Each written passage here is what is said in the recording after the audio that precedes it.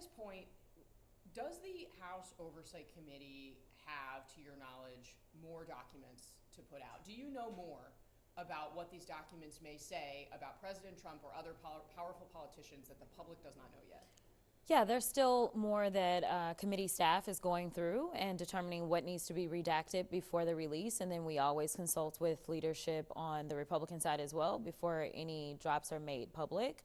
And I fully anticipate that we will receive more, at least from the estate of Epstein. It does not seem like the Department of Justice has really been inclined to actually participate, which is one reason that we're talking about this discharge petition and talking about this vote. It's because we need something with a little bit more fire behind it to hopefully get the Department of Justice to finally start to cooperate.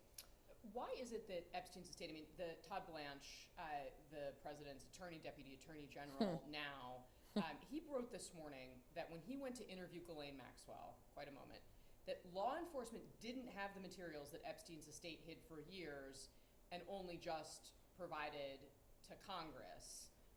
Why is he saying this now, and why is the estate talking to Congress if not to the... Have you ever heard of CYA?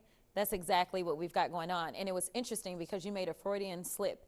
You said the president's attorney. You're right. That's who he is. Former personal That's who he is, though. Like, I'm sticking with it. I get what you got to say. But at the end of the day, that's what he's been trying to do. He's been trying to do Trump's bidding. He has not been acting like anyone's attorney general. And we know that when it comes down to whether you're the deputy or whether you are, say, Pam Bondi, the actual AG, you are supposed to be the people's attorney. But she has decided that she wants to neglect the people and do whatever it is that Trump wants her to do, along with Todd Blanche. So here it is. He's like, well, I didn't have all the information. Well, sir, did you try to get the rest of the information? Do we know for sure that the Department of Justice didn't have this information? And if they didn't have this information, do we know whether or not they actually deleted this information?